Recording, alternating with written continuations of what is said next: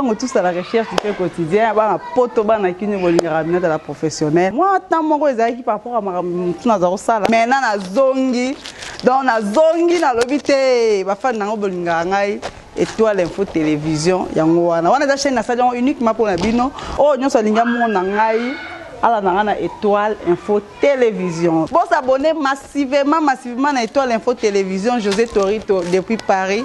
En tout cas bon s'abonner parce que bon raté on s'abonner de talier. Banakin Banapoto bon s'abonner massivement à la chaîne Nabino Étoile Info TV avec la dame Aminata. Là vous aurez des informations à temps réel, émission non CP Sabino, émission musicale, théâtrale, tout.